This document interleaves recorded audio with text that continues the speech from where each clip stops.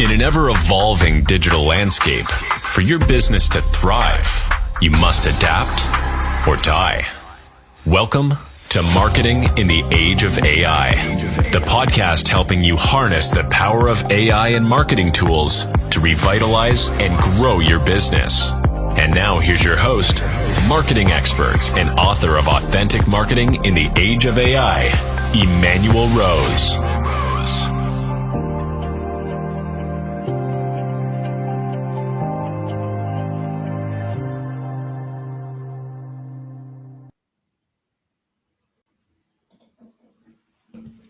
Welcome to this episode of Marketing in the Age of AI.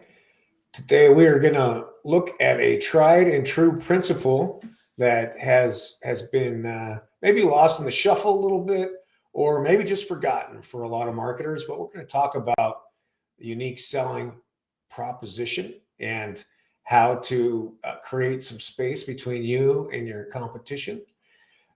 Maybe even talk about how that USP connects with the ideal client profile and how those two things work hand in hand, as well as how you then take those two things and push them into your be everywhere messaging. So today, my guest is a former agency owner and a current fractional chief marketing officer. His name is Joshua Ramsey, and he's been around marketing long enough to have forgotten and remembered about the USP, right, Joshua? Man, you're being so kind. Am my gray hair showing extra today or what? Yeah, no, I appreciate you taking some time to talk today. Yeah, man. Thanks for having me. Great to be here. Yeah, and I love this idea that we're going to touch on some of these fundamentals because as we were talking earlier, there's a lot of blandness that has re-entered the marketplace, and I think part of that is from the overuse of the LLMs without good prompting and good strategic thinking. So, what are your process for developing or helping your clients develop a USP that stands out? You know, the where I work with it is I start really with the narrative, where people come from, right? There's a lot of different ways that motivational speakers and educated speakers and psychologists have talked about this for a long time. But to me, it really comes, I like to share my story with a lot of people. And my story really comes from not that I had a bad childhood, not that I lived in a rough, beat up, terrible world. I was very blessed, honestly. But even with my narrative being my story and my journey to where I am today, there were elements of abandonment that I felt, either from friendships. I would say one of the big ones for me was when I turned 16, my parents threw a surprise birthday party for me. All these kids showed up out of nowhere. I didn't feel like I had that many friends. All of a sudden, all these kids are here.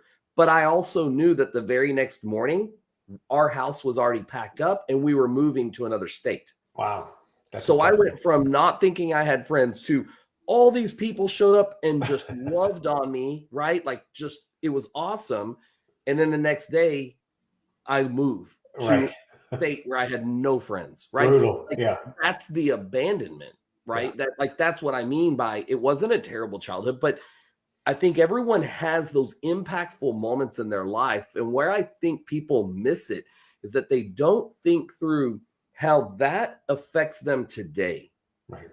And when they start to figure that out, what people will find when they spend the time to dive in on that, everyone has that story to tell, but it affects them today in such a way that when they do business, they've never really thought through that process and why they do things the way they do it now, right? We've all been conditioned in our mind psychologically on how to read and how to write and how to act and what's proper, what's not, etiquette of driving a car, using the internet, right? Whether we agree with it or not is indifferent, but we understand those principles. But today, like you and I were talking about, everyone gets out here and they just say, I sell roofs and you should hire me and put a new roof on your house. but it's Our not unique. our customers are part of the family. That's my other favorite overused one. It is. But I mean, if I sum it up, for me, my narrative of abandonment makes me better at my business because now I know I'm never going to abandon somebody because I know what that feels like. So I do everything I can with every client and put every ounce that I can into it because of that. So when people hear my story and they sit down and they hear story from beginning to end of what I've done and how I've done it and not all the little details, but it starts to come alive where people really truly understand my heart.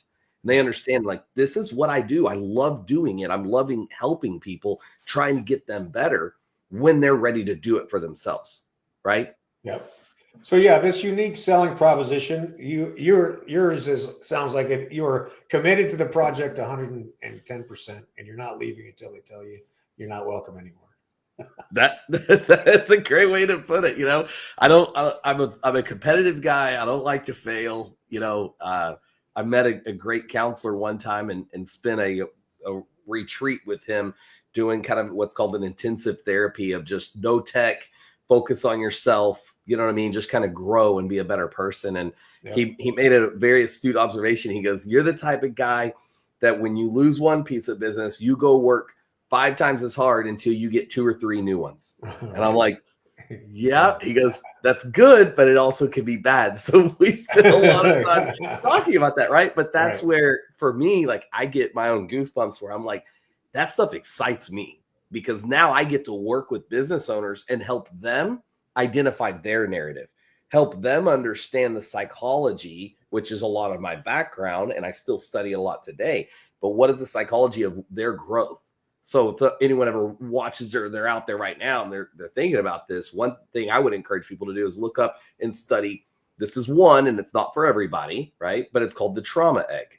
The trauma egg is really interesting because you draw with shapes and colors inside an egg from the first moment you ever remember life to the most current recent event. And you spend several hours filling this trauma egg up, and you put it on a big sheet. And I still have mine here in my office. And so then how do you take that and twist that into a USP that can be messaged into your marketing? So when you look at it, what you will find is you'll see little moments and glimpses of your life that are impactful. And you'll start to see why they were impacting you in that way. And when you see that whole picture together, you're able to understand what it is that was most significant in your life. When you take that and translate that into research, you can see the attributions, right? What attributes to your personality. Literally, Emmanuel, before we got on this, I was just reading an article, popped up on my newsfeed, and it said, I'm going to paraphrase it, but I read this briefly, and it's very fresh on my mind, but again, I haven't fully acknowledged it, right?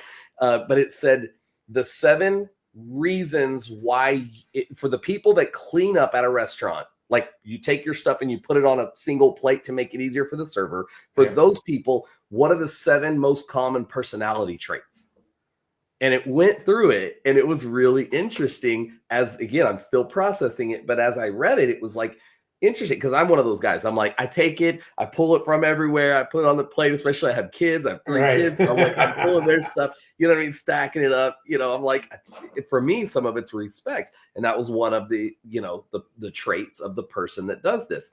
Just when you start looking at the full picture of why you do something and why your life has kind of landed the way it has, and then you start looking to where you want to go and why you want to be there, the lines start to connect. Right. It's not something that I am able to just say to everybody on a great podcast like this and everybody listening just to go, hey, this is how you do it and it's done. If it was that easy, then everyone would do it. But it has to come. This is one reason why I do a 2-hour free consultation. Because in 20, 30 minutes, I can't understand everything that you've done in marketing, what you've lived through, and then help set a projection for you of where to move next. That's unrealistic. Right. So I'm going to use another funny thing. I haven't said this in a long time. there was a lady that came to me and she goes, hey, I went and I hired a marketing consultant, and he come with high reviews. He seemed great process, what it seemed like. And then I sat down with him and I paid him, and I said in the first session, he said, okay, write out where you are right now on this side of the paper. And he goes, go to the other side of the piece of paper and write down 5 years and tell me where you want to be. And he goes, okay, great. Now draw a line and just tell me what steps you're going to take to get there. She goes, why did I pay you? I've already done that. This doesn't make any sense. So, it is truly looking at what you've lived through, right, and why. What are the most impactful moments? And I have found time and time again that when you see those moments that have happened, I'll give you another one. I don't want to throw dirt, but this is just the life that I've lived, right? But I was dropped off at school one time in kindergarten at the front door before the school was open. And my parent left. And I'm sitting there and I didn't know what to do. right. So long story short, that was part of when I never really thought about tying that to turning 16. I never in my mind thought about this, 5-year-old, whatever I was, to a 16-year-old. Yeah. You know what I mean? 10 years later, who would have thought to put those two pieces together and realize that was major impact in my life? And then when you take that and you start adding more, then it becomes the question of how do I turn that into my narrative? Well, right. I'm in it. Emmanuel, if you call me and you go, hey, Josh, I really need some help, I'm going to take the time because that's how I would want to be treated. Sure. Right? Because I know what it's like to go, oh, sorry, Josh, I don't have the time for you. That's impactful. Yeah. So that's why I put that much time into it. That's interesting. Hopefully that kind of helps. Yeah, no, that's interesting. The other kind of sort of back of the napkin process is just to say, what is it from my customer's point of view that I'm providing for them, right? So I was helping some speakers, and they're really focused on how great they are and all the books they've written and all these things. And as it turns out, event planners want to know that you're going to start on time and end on time, and that you're going to have the correct topic for the talk you're supposed to give. They don't care about how many books you've written or how many times you've been on a podcast, right? So in that respect, a speaker would craft a USP that is for the listener who's the event planner. Yeah. So that's part of the thinking process. I love that. And on that same line, that's one of the things through the process that I implement for my clients is one of the checkpoints that we go through is what you said, but my twist to it would be, what are the 3 things that every prospect or new client asks you? You have a prospective client. What are the 3 things they ask you? Right. They tell me, we process that, and then I come back with the follow-up. What are the 3 things that they should be asking you? Yeah. Right. And that's kind of along the lines of what you're saying, where it's like, this is what you always get asked, but this is what you should be. And then a lot of times you can take that with your narrative and your USP, but you can translate that into a stronger marketing message. Absolutely. And tie all of this together, right? Because it's all these little elements, but how they come together is the polish of your PR, your marketing presence. And you kind of nailed on something else I just wanted to briefly mention so that anyone hears fractional CMO, because I get this question a lot. You mentioned, ad agency owner. I think a lot of people need to be real careful in today's market that when you go to look for a fractional CMO, truly look at their resume and what mediums and marketing that they've sold, what they've done, how they've done it. Have they sold other channels or just only the web? Because right now there's this huge trend of fractional CMO, but all the fractional CMOs, not all, many, let me be very proper and clear, many are only ad agency owners that are just trying to upsell their services. Right. And I'm good with that. I mean, the market's the market. People can do what they want to do. But I'd like for consumers to be educated in that sense of, what am I really getting? Like what, same thing we're talking about, right? Like what should I be asking that I don't know to ask? Yep. Right. Yeah. And I think that's interesting because even inside companies' internal resources, right, where a graphic designer or a digital designer gets promoted over the course of 6, 7, 8 years, and all of a sudden they are the CMO, but really they're a untrained CMO that is a background in digital marketing. Yeah. and does not have a strategy, doesn't have full channel acceptance of all the various ways to create messaging for their ideal client profile. Yeah. Yeah. The age, I have to say it, even though I hate saying it when I was younger, the age of a person that's going to be a CMO matters, right? Yeah. Like, because then when you look at their resume, what they've lived through, their narrative of it, of how are they going to help. I don't know if you ever heard this before, Emil, but I was reading another study and it was interesting. They said that most of the largest companies out there, when they hire a new CMO, they hire from outside of their industry. Right. Because the marketing is principle based. It's strategy based of approach to human behavior and selling to humans. So it doesn't matter what they're doing, but the new person coming into the market has a fresh perspective. But the average CMO only lasts 48 months. Right. And the reason that is because their impact is only felt in the first 24. Right. In the second 24, they start to diminish just because of the effectiveness of people listening, right? Everyone gets those blinders on and they're like, okay, I've heard enough, the earmuffs. Yeah, no, that's interesting. And I think also, there's two things. One is we never have the correct KPIs, right? Marketing, sales, CEO, those are challenging. And then attribution is still, even with all the tools we have, attribution for the spend is still confusing to people. Yeah. Well, attribution is a challenge. I've found, especially the way Google has changed some of their search patterns and the tools and the AI tools to track, I continue to dive into that in the attribution because, every client that I have and I've ever worked with in my whole entire existence of life has always said, if I spend this here, I should get this here. And what is that number? And some people have never even figured out to ask that question. It's another conversation. But where I would go with that is I have seen some specific KPIs in attribution recently that if we're doing certain approaches with marketing, we do get certain results. Sure. So when you do a good amount of SEO tied to your paid ads and you balance these out really smoothly, it can improve your overall lead gen. Absolutely. So the cost per lead when you're tracking the conversions in Google Ads, I would say, sounds terrible, but probably 90% of my clients don't show conversions in their paid ads. Right. But whenever we turn off paid ads, they feel it. Yeah. It's gone. Right. So they do paid ads. And when we monitor and manage that paid ads and we keep the SEO going, we learn the keyword terms in the paid and we apply it here. To me, I think AI has just become a little bit more of this like fancy. It's true, it's there, but some of it's just so fancy that people don't understand that AI has been around. Sure. It's just now there's elements that are easier in how to track it.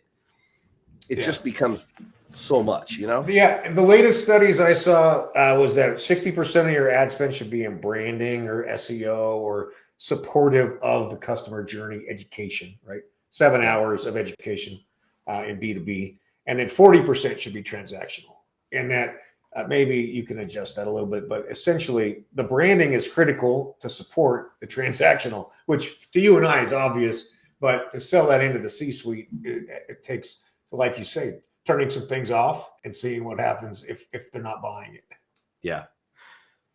I mean, you hit it, and you and I had a brief conversation about that. It's kind of turned into search everywhere optimization, right? Yep. And that's kind of the new hot button messaging.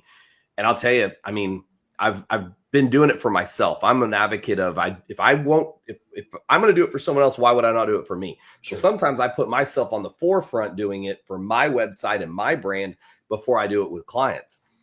But I do some packages now that are probably our least expensive for the client spend, but we use a lot of AI tools that are cheap or free that we process and we post a lot of information on the site. So one of my little secrets, so to speak, is one thing.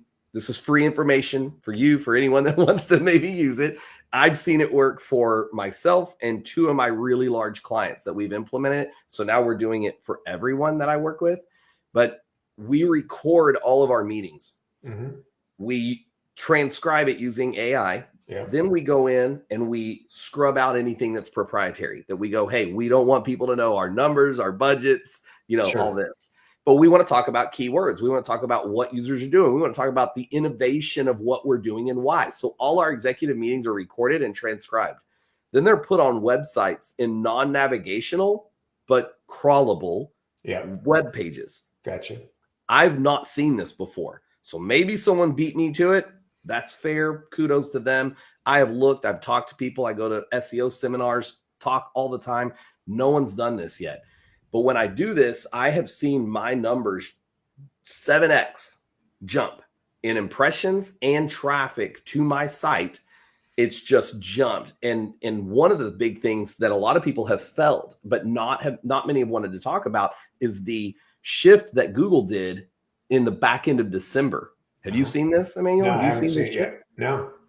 Yeah. So a lot of people are feeling it and they're really starting to trend down. I've seen some go so far that agencies have closed their doors because they were not on the front end of that. And it has actually helped me because we've gotten rid of the AI posting, but we're using AI to post more. I like that. Right?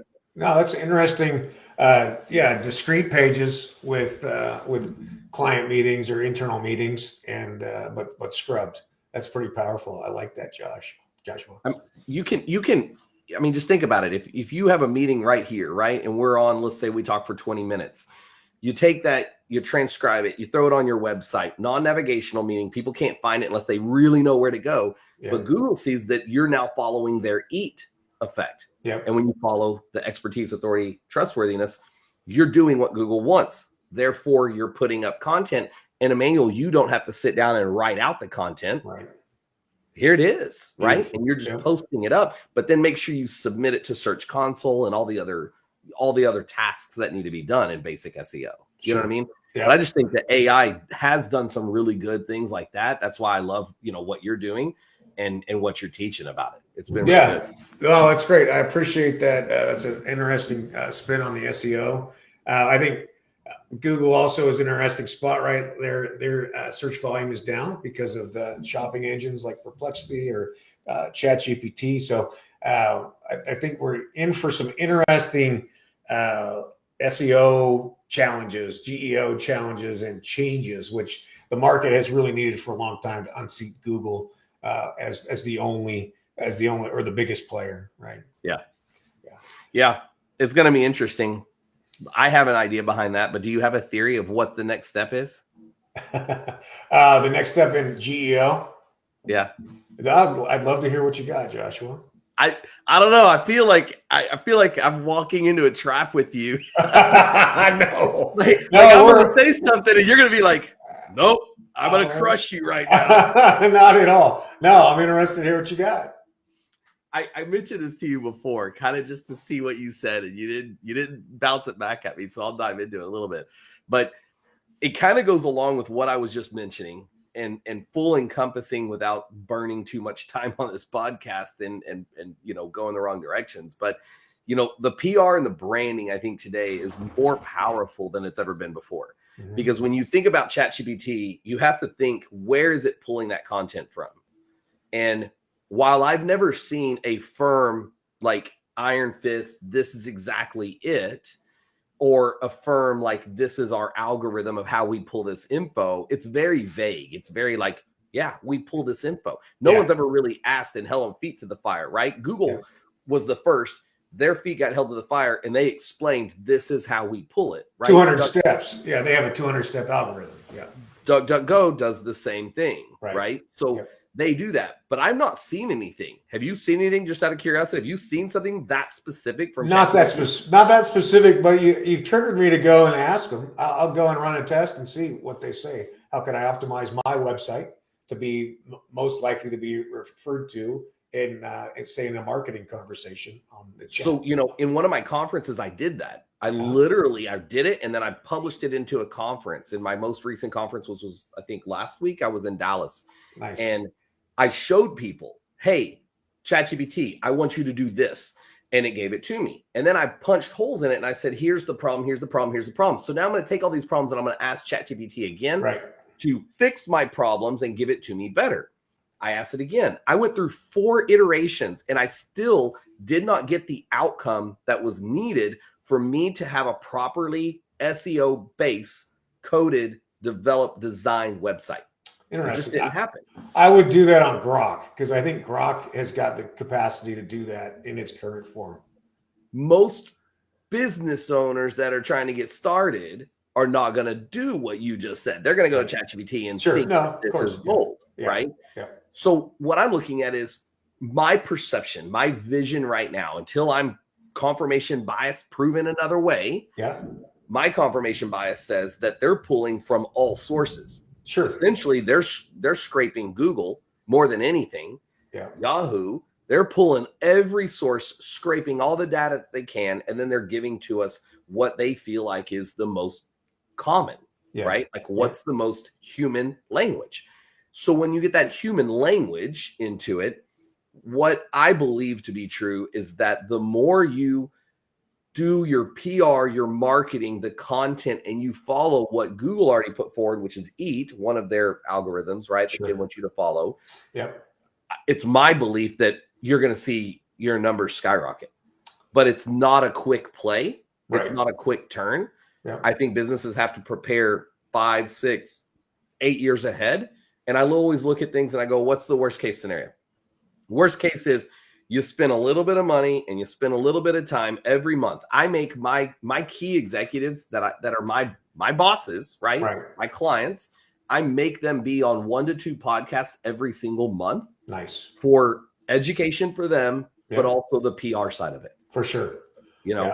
And it's hitting. It's hitting. Every metric is up on that. Joshua, you and I could have this conversation for the next 6 hours. I have no doubt, and I really appreciate your contribution and your questions and the back and forth. So it's refreshing to talk to another silverback who has a perspective of time and not just digital.